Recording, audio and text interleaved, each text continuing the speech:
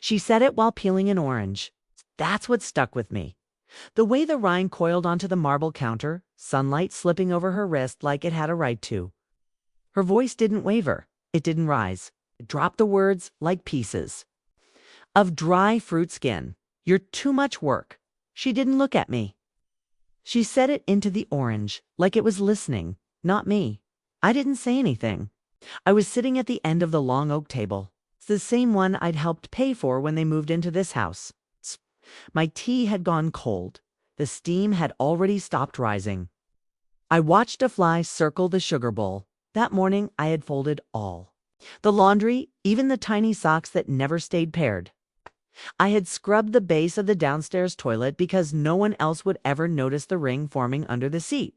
I had fed the dog, wiped yogurt off the child's sleeve, rewound the broken blind cord in the guest room, and I'd taken my pain pills, the ones that dulled me just enough to move, but not enough to forget that I was a guest, a tolerated extra, a leftover.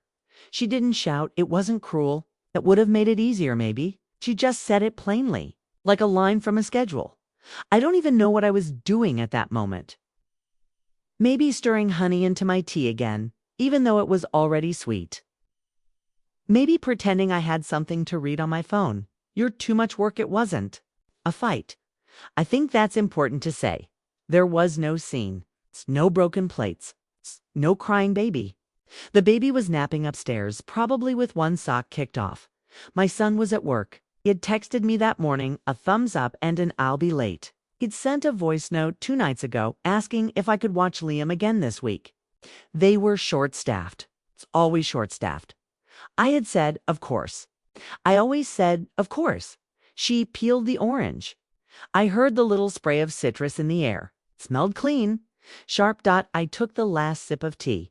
Got up slowly. My knees gave a familiar click. I rinsed my mug, placed it in the dishwasher that I'd fixed last month with a YouTube video and duct tape. I said I'd go lie down for a bit. She didn't answer, just moved on to slicing the orange. Half moons on a cutting board I had given her 3 Christmases ago. She had said it was too small at the time. When I closed the bedroom door, I didn't cry. I didn't rage. I sat down on the edge of the guest bed, the mattress firmer than what I liked, and stared at the floral wallpaper they hadn't taken down yet. Too much work? I didn't ask her what she meant. Didn't ask what I had done wrong. I could imagine the list.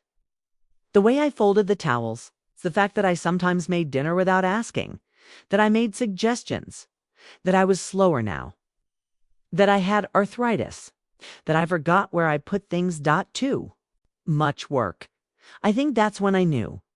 Not in the dramatic way people describe. No lightning bolt, no sob. Just a quiet tilting inside me.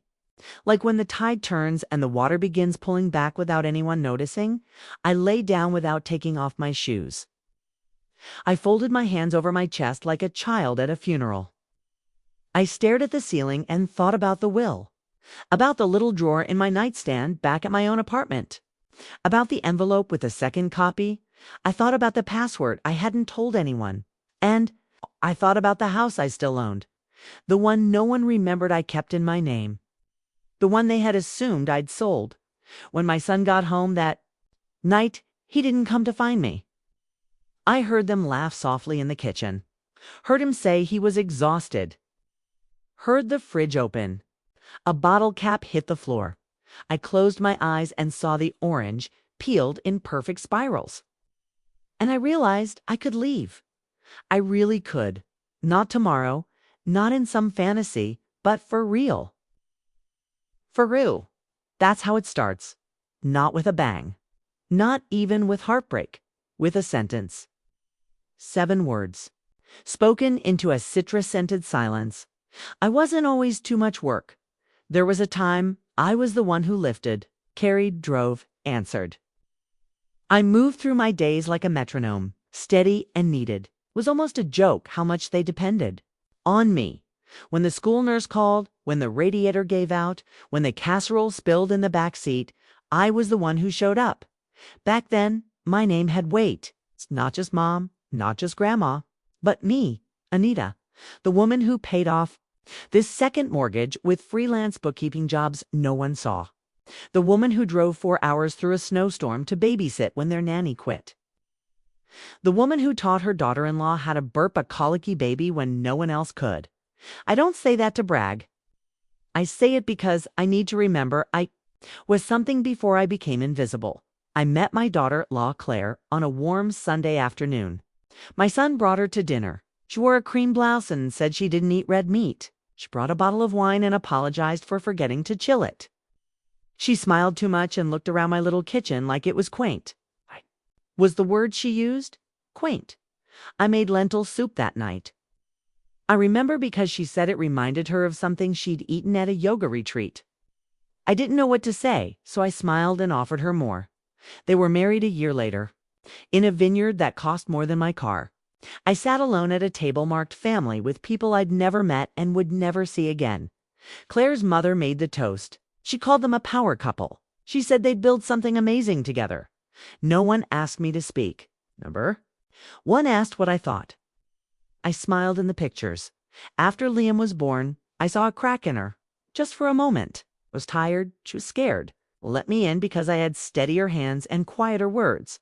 I held the baby while she cried in the shower. I made her tea. I told her it was okay not to love every minute. That motherhood wasn't magic. It was muscle. And hers would grow in time. She said, "Thank you." Back then. She touched my arm once, in a way that made me think we'd reached something. But it didn't last. When she went back to work, she asked me to stay for 2 weeks, then 4. Then, somehow, I never left. I kept a suitcase in the corner of the guest room. I bought a second toothbrush. I told myself I was useful. My son called it a blessing, said I saved them a fortune in childcare, said Liam. Lit up when I walked in the room. He did too. He used to grab my finger and not let go. Then he started school. Then I got slower. I didn't always hear the front door. I asked Liam to repeat himself too many times. I began leaving reminders for myself in my coat pockets. Things like meds or return library books, or don't forget today's Tuesday. Claire stopped asking me to cook. Started reorganizing the pantry without telling me. One day I opened the spice cabinet and couldn't find anything. She said she needed more order. That chaos made her anxious. I nodded. My son stopped texting back as quickly. He stopped asking how I was sleeping. When I mentioned my hip, just once, just in passing, he told me maybe I needed to see someone about not being so negative. I folded Liam's laundry and stayed quiet. I want to say I've missed the signs, that I was caught off guard. But the truth is, I knew. I felt it in the way Claire smiled without her eyes. In the way my son said thanks, Mom, instead of thank you. Like I was a vending machine that had finally started giving the wrong change. The betrayal, when it came, wasn't one moment. It was a soft layering. Dust, not fire. They didn't push me out. They buried me beneath politeness until the sentence. You're too much work. The woman who held her child when she was trembling, who cut her fruit and warmed her tea and scrubbed the grout in her bathroom on her knees. It's too much work. I lay awake. That night, thinking of the house. The one I bought after Martin died. A little 2-bedroom with ugly shutters and a view of the dry creek bed. Everyone assumed I sold it when I moved in with them part-time. I never corrected them. It had stayed in my name. So had the utilities. So had the title. I paid the property taxes quietly every year. I kept the spare key in my coat lining. I remember, when I first bought it, Liam had just been born. I told myself I needed something smaller, easier. But the truth is, I needed something that was mine. Just mine. Encased on, now the encase had come. I got up early the next morning. Before the house stirred, I made coffee black.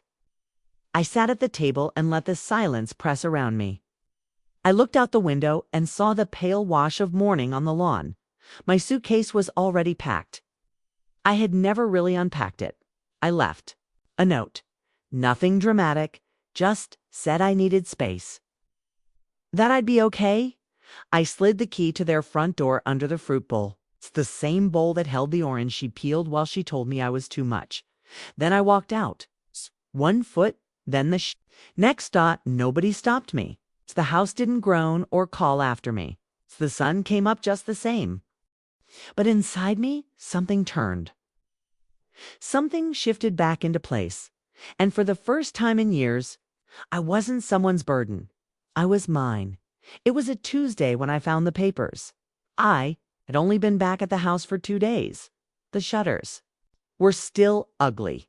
The porch light flickered when I turned it on, but the silence was kind. It let me move at my own pace. Let me sit for hours without having to explain why I wasn't doing something useful. I unpacked slowly. Put my slippers by the heater vent like I always used to.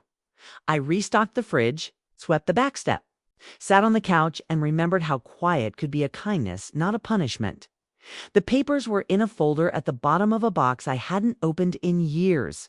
I had saved everything in labeled files. Birth certificates, car titles, Martin's old retirement plan, now long dissolved. Receipts from the funeral home. I had opened that box thinking I needed to organize. Something productive, something small. The folder wasn't labeled, just tucked between taxes from 2014 and the HOA agreement. I never signed. Inside were copies of power of attorney forms, drafts I had written years ago but never signed. One of them had my son's name on it. Another had Claire's. I'd forgotten I'd even considered that. There was also a healthcare proxy. My signature already there. A moment of weakness, maybe, or hope. I couldn't remember signing it, and then a final envelope, newer. I recognized Claire's handwriting on the return address. Inside, a revised version, full authority to make financial and medical decisions on my behalf. Signed, not by me. A scribble that was supposed to be my name, but wasn't. Wrong curl on the A, no loop in the T. It felt like touching something rotten under a clean sheet. Like a lie you always suspected finally turning to look you in the eye. The date was 2 months ago. Right after I'd had that fainting spell in the kitchen, they took me to urgent care, and Claire filled out the forms while I sat dazed and dizzy on the little bed. I remember reaching for the clipboard. She said, "Don't worry, I've got it. You just rest." She said it gently, like she was protecting me. Like I was a tired child. I remember nodding. I remember thinking how lucky I was not to be alone. And here it was. Her version of help.legal. Power, financial authority. Signatures that weren't mine. I didn't cry. I didn't scream. Just sat with it. I sat for a long time. The clock ticked over from noon to 1. The fridge hummed. A neighbor's wind chime sang something light. And TUNELESS. Then I got up, put the envelope back in the folder, took out a pen, crossed out their names slowly. With care. Drew one firm line through each attempt to speak for me, and then I opened a fresh folder. Wrote mine on the tab. I made tea. Earl Grey. Sweet. I sat down and made a list. Not a revenge list. Not a dramatic list. It's just a clean, deliberate one. Call. Lawyer update will revoke proxy secure passwords. Change emergency contact. Shred old forms, keep the originals. I had always done the paperwork. Martin used to say I was his anchor. It's his map. That I remembered the things he didn't know he'd forgotten. It turns out I hadn't forgotten that part of me. She was still here. It's just waiting to be used again. I called Henry, the lawyer who handled our estate when Martin died. He was retired now, but his daughter had taken over the practice. I left a message. She called me back within the hour. Yes, she said, she remembered my file. Yes, she could help revoke the previous documents. Yes, she could update my will. She spoke with kindness, but not pity. I liked her voice. When I hung up, I looked around the house. My house. The air felt different, even though nothing had changed.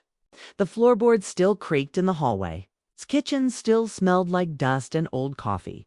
But I breathed easier. I took the folder and placed it in my nightstand. Not hidden, not buried. Just there, in reach. And I thought about Liam, his laugh, his crooked smile. It's questions that came in bursts and disappeared mid-thought. I missed him already, but I also knew I would not let him be used as a hook. They had used me, my time, my body, my silence. But they would not use my love for that boy to keep me tethered.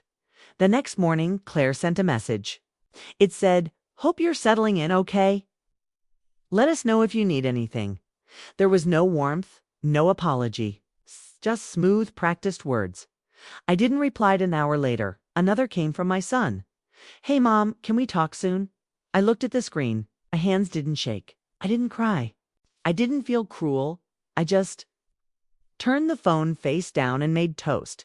The day passed like that. Steady, measured, no drama, only clarity.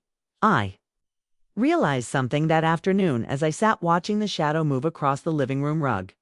They had already said what they meant with their words, with their forged signatures, with their absence when I needed someone to say, "We see you.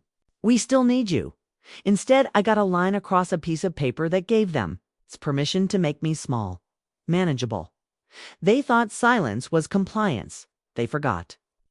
I taught them how to sign their names. There was no ceremony to it, no grand moment when I looked in the mirror and said, "Now I take back my life." It happened the way small things shift, quietly, like air moving through a window. Someone forgot to close. I took the forms to the post office myself. Walked there with a cane I'd kept tucked behind the coat rack, still sturdy enough. Wore my gray cardigan and sensible shoes. The clerk asked if I wanted tracking. Said yes, please, and folded the receipt into my wallet.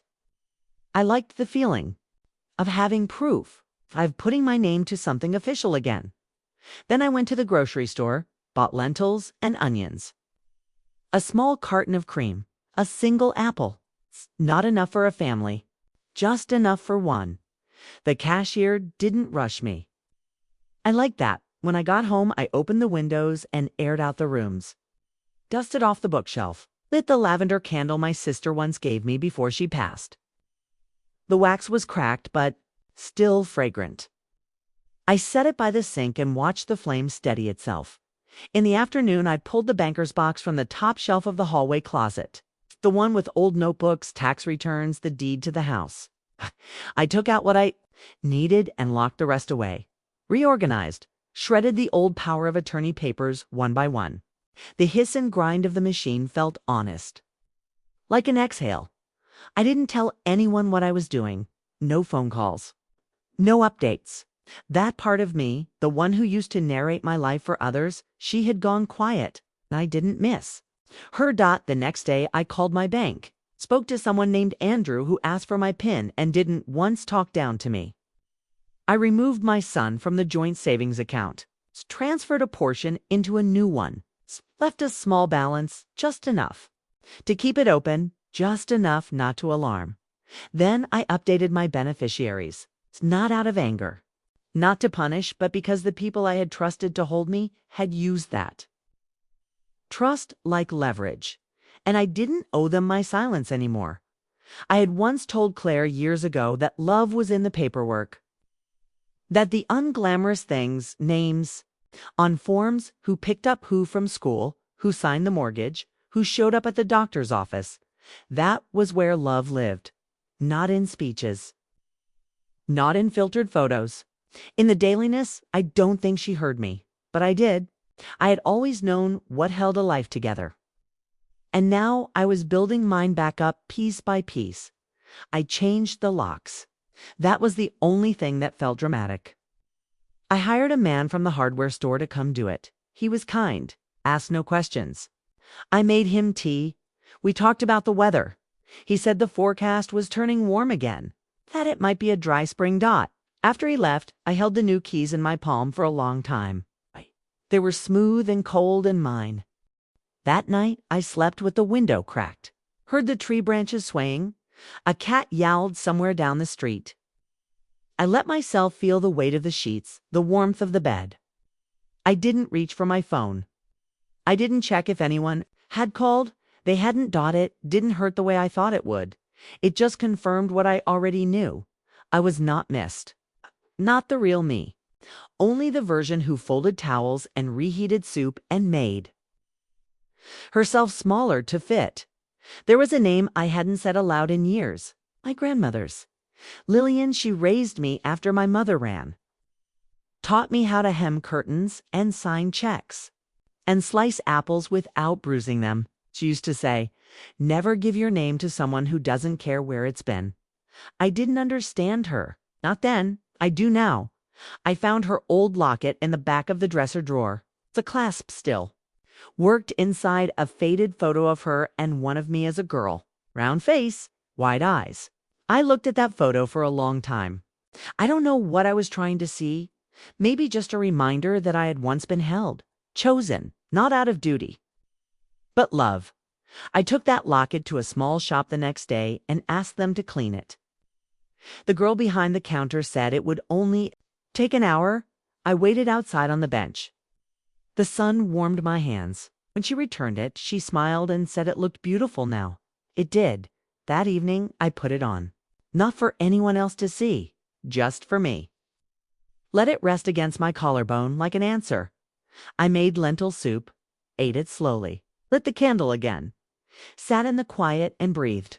No one came. No one knocked. No one asked where I was. And that, oddly, gave me peace because it meant no one could take this from me again. I wasn't hidden. I wasn't erased. I had walked away, and I hadn't looked back. I left no forwarding address that was intentional. I didn't write a long letter. I didn't send a message saying I needed time or space or healing. I didn't ask for understanding, because I already knew what I'd receive in return. Not clarity, not apology, but questions dressed up as concern. Just enough noise, too. Confuse my peace, so I slipped out of the life I had built for them, like someone closing a door without turning on the light. Quiet. Final dot, the house, the one no one remembered I still owned, welcomed me back without conditions. It had the smell of disuse, of time and paper, and something faintly like cinnamon. I aired it out, I scrubbed the corners. I made it clean again. One morning, I walked down to the corner store and bought a fresh notebook, spiral-bound, blue cover. I took it home and opened to the first page. I didn't write poetry or confessions. Just practical things. New passwords, electric bill login, attorney contact safe deposit location, final wishes, updated instructions for Executor. Line was a thread I was tying back into my own hands. I was becoming the person I used to be. The woman who handled things, with a file for every emergency, a plan for every scenario. Not because I was afraid, but because I had learned what happens when you give your keys away and assume someone else will protect what matters to you. I wrote it all down neatly, carefully, in my own script. Sharp and steady. I took out the original deed and placed it. With the will. Put them both in the fireproof box. Changed the lock combination. Told no one. Then I made copies and sent them, sealed and certified, to my attorney's office, labeled for execution. Final copy, that phrase made me pause. Final copy, I sat with those words. They didn't scare me. They sounded honest. Whole. Like something earned. That afternoon, I walked to the post office. The man behind the counter asked if I wanted a return receipt. Said no. I won't need to see it come back. He looked at me a second too long, then nodded. Maybe he heard something in my voice. Maybe he saw the way my hand didn't tremble when I passed the envelope across the counter. Outside, the wind was strong. It caught the edge of my coat and pulled it like a small child needing attention. I held it closed, kept walking. By the time I got home, my voicemail had 2 messages. The first was from my son. Hey, Mom, just calling to check in. Haven't heard. From you? Let me know you're okay, all right? The second was Claire. Hi. So we're just wondering if you're planning to update us. Liam's been asking. It's been kind of hard to explain where you are. Neither of them said sorry. Neither of them said they missed me, just that I was absent. And that my absence was suddenly inconvenient. I didn't reply. Not because I was angry, but because the part of me that used to answer without being asked, she had gone quiet. And I wanted to keep it that way. In the evenings, I read. I watered the spider plant that somehow still clung to life in the kitchen window. I made small meals. I remembered that peace could be a place, not just a concept. I found myself humming again. Little songs with no words. The kind I used to sing when Liam was a baby and wouldn't sleep unless I walked him around the room. I hadn't realized how long it had been since I'd heard my own voice without urgency. Sometimes I sat by the window and watched the streetlights flick on one by one. That was my favorite time, the moment before full dark. When the sky is still a little blue and everything softens. No one knocked. No one came asking, which meant no one could follow me here. One morning, I woke to an envelope slipped under my door. No postage, no return address. It's just a name written in sharp angular letters. Claire. Inside a single page, it said, "We found out about the accounts. We're confused. We thought you trusted us. Please call. It's not too late to talk." That last line caught me. It's not too late, as if they were offering me a way back into something warm and safe. As if I were the one who had broken the bridge. As if silence were the same as absence. I folded the letter, placed it on the windowsill, didn't tear it, didn't respond because it was too late. Not out of cruelty, but because some things, once spoken, echo forever. You're too much work. You don't say that to someone. If you plan to love for the long haul, you don't forge a signature for someone. You see, as a person, you don't erase someone, then act surprised when they vanish. So I stayed quiet. I made myself oatmeal. I read the paper. I brushed my hair. I was not waiting to be missed. I was learning how to exist again, on my terms. The unraveling didn't come all at once. It came like small cracks in a teacup. You don't always hear the sound, but one day you pour hot water and watch it leak. It started with Claire's second message. It was longer, less careful. She said she didn't understand what I was doing, that it wasn't fair to leave without talking, that people were starting to ask questions. She said Liam missed me, that he was confused. And then she said something I'll never forget. "We gave you a place when you didn't have one." As if kindness had been a favor. As if sheltering me, feeding me, using me was some kind of benevolent gift. As if I'd never owned my own home, never raised a child, never paid bills with shaking hands and late-night worry. I closed the message. Before she finished speaking, I sat for a long time after that. Not in anger, just in quiet clarity. They hadn't made a place for me. They had made use of me. And the moment I stepped outside the role they had assigned, I became a problem to solve.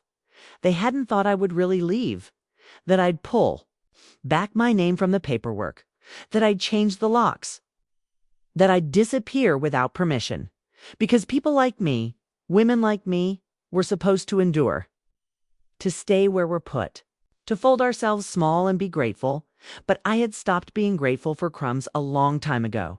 And now, apparently, they were hungry for answers. A week later, my attorney called.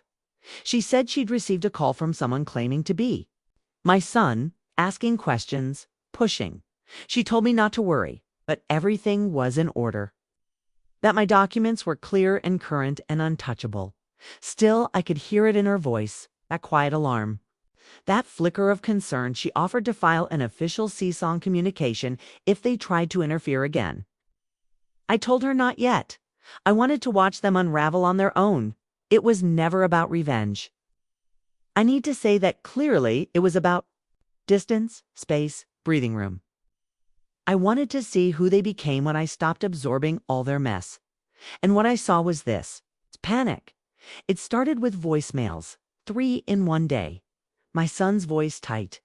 Not angry yet, just off balance. He said he didn't know what was going on, that he hadn't agreed to anything, that if Claire had overstepped, we could fix it, that I should have talked to him first.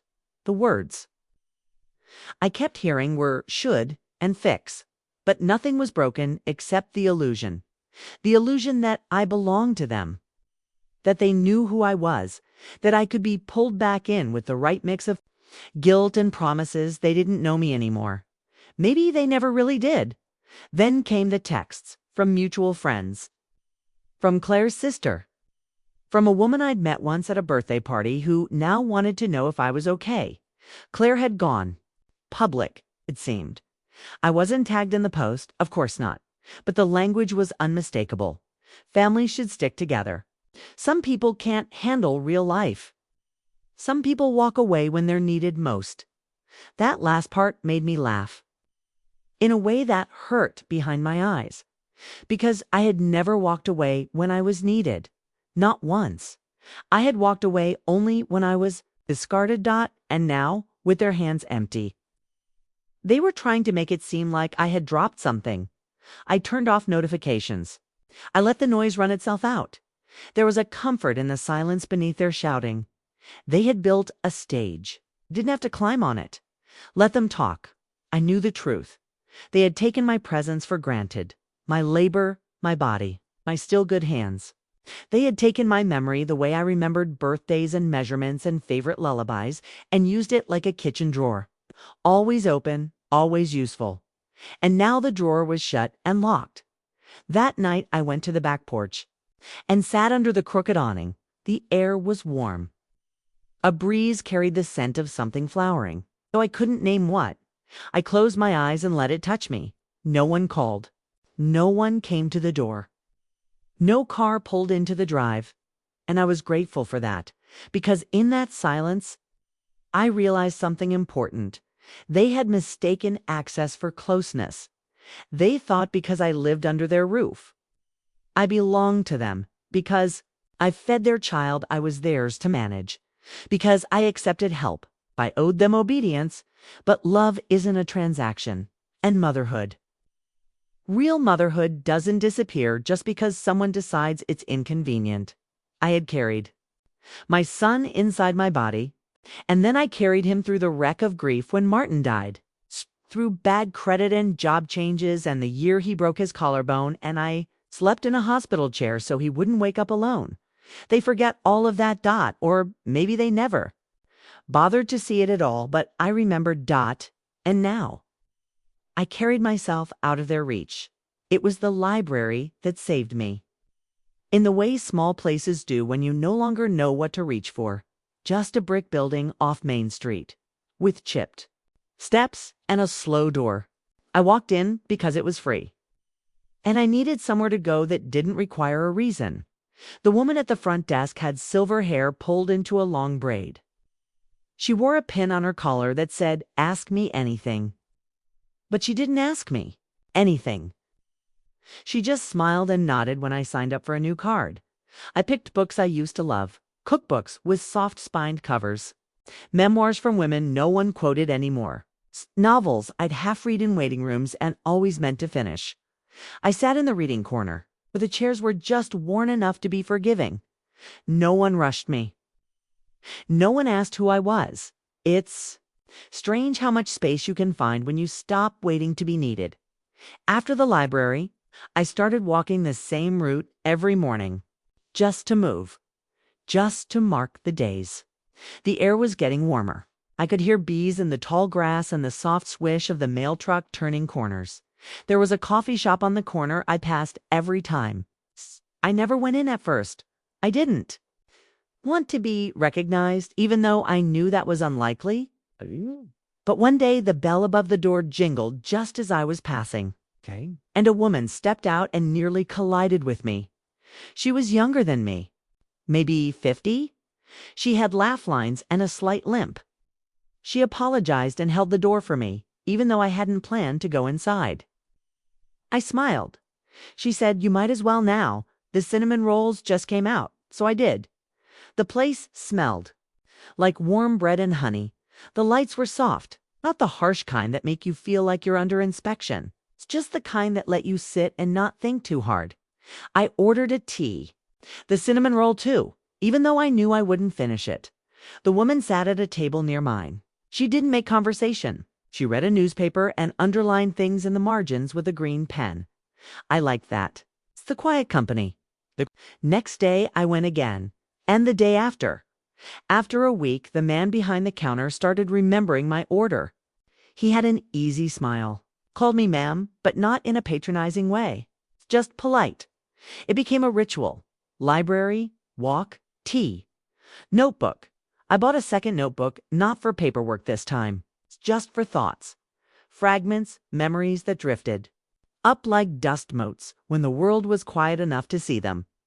I didn't write about them. Not yet. But I wrote about me. What I missed, what I didn't, what I remembered about my mother's hands, what the silence felt like now. What the house smelled like at dusk. The first time I laughed, really laughed, was when the woman at the cafe spilled sugar everywhere and swore under her breath. I don't even know why it struck me as funny. Maybe because it was messy, human, unguarded. The kind of mistake I'd once been shamed for in someone else's kitchen. She looked at me and grinned and said, "You wouldn't think I've worked here for 5 years, would you?" I said, "We all drop things eventually." It felt like something more than small talk. Not a friendship, not yet. But an opening, she told me. Her name a few days later, Lorna. She didn't ask for mine right away. That made me trust her. It was a strange comfort. It's being unknown and yet seen. One morning I brought in banana bread, a recipe I hadn't used in years, a kind with walnuts, and a touch of ginger. I gave a slice to Lorna. She closed her eyes after the first bite and said, "This tastes like something that remembers me." I felt it settle deep in my chest. That night, I left my phone in the drawer, powered off. I didn't check for calls, didn't open old voicemails. Whatever they were saying now, the panic, the stories, the excuses, I didn't need to hear it. I had new voices around me, softer ones, ones that didn't expect anything. There was a child at the library who waved at me every Wednesday, a little girl with chipped nail polish and a loud laugh. She didn't know my name, but she always pointed at me when she saw me and said, "Book lady." I smiled back. Sometimes waved. Once I helped her find a book about cats. No one asked if I had grandchildren. No one asked why I lived alone. It was just the woman with the cardigan and the notebooks and the slow smile. Some days that was enough, more than enough. And I realized slowly, it's like dawn slipping in through a cracked curtain, that I had mistaken usefulness for love for far too long. But here, in this small life, no one needed me. They simply liked me. That was new. That was everything. It came on a Thursday, folded into a manila envelope, hand-delivered. I knew it was from him before I opened it. The handwriting, still upright, careful, slightly slanted. The way I'd taught him in 3rd grade when he kept getting marked down for messy cursive. There was no return address. But the flap had been sealed with tape. Not glue, tape, like something temporary. Inside a letter. Just 2 pages, not typed. All in his hand. I sat down at the kitchen table, the same one I'd scrubbed the week before until the varnish shone again. I poured a cup of tea. I didn't rush. I read it once, all the way through. Then again, slower. He said he was sorry, but the apology came like a footnote, a hinge to a larger door. He said he didn't know Claire had submitted those forms, that she had acted without telling him. That when I left, he thought I was overreacting. But now he wasn't so sure. He said Liam missed me. That he asked where I went, that he'd drawn a picture of us holding hands under a tree, and asked if he could mail it. He said Claire didn't know he was writing to me, that things were hard at home, that they were arguing more, that he sometimes sat in the driveway before going inside, staring at the steering wheel. He said he understood if I didn't want to respond, but then he added a sentence that sat sharp in my chest. "You could come back, you know. Maybe just for dinner. Just once. We can reset like I was a device, like I just needed to be rebooted. Repositioned, like the past could be packed up in a drawer. And we'd all pretend it hadn't happened." I folded the letter carefully and set it aside. I didn't cry. I didn't rage. But I sat there for a long time, and I let myself feel the ache of it. Not because he wanted me back, but because he still didn't understand. I had not left because I was angry. I had left because I had finally seen the shape of my life, how it had been bent around their needs. Bent so long and so silently that, when I stood straight again, startled everyone. He wasn't offering me healing. He was offering me erasure. Its quiet return to before, as if I hadn't heard Claire's voice like a knife through steam, as if I hadn't held the forged forms in my hand. as if I hadn't watched my own name scribbled by someone else's fingers. Reset, that word followed me around all day. It came with me on my walk. It hovered in the air when Lorna asked if I wanted to try the new lemon scone. Stayed while I shelved books with the librarian. Her soft humming like a thread through the stillness. I thought about replying. I even started a letter. Dear Evan, I read your words. I remember teaching you to tie your shoes and to slice apples without bruising them. I remember holding you in the night after your father died and telling you we'd be okay even when I didn't believe it. I remember so many things, but remembering is not the same as returning. I stopped there, left the page on the counter beside my notebook, watched the ink dry. That night, I took out the small wooden box I hadn't opened in years. Inside were photos. One of Evan as a boy, sitting on Martin's shoulders.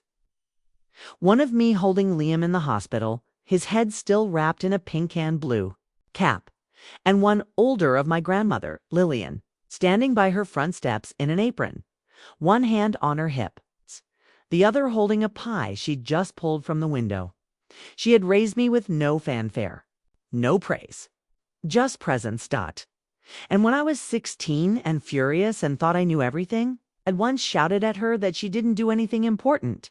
She'd looked at me and said, quietly, I keep things from falling apart. I didn't understand then, but I do now. I slipped the photo back in the box. The next morning, I walked to the post office and mailed a single envelope. Inside the letter, my son had written, no reply, just his own words, returned, not out of pettiness, but because they belonged to him, just like this new life belongs to me. At the cafe, Lorna asked if I was all right. She looked at me for a long moment and then nodded. Didn't press. She gave me a muffin on the house. Said they were testing a new recipe. It tasted like orange and rosemary. It made me think of other kitchens, other lives.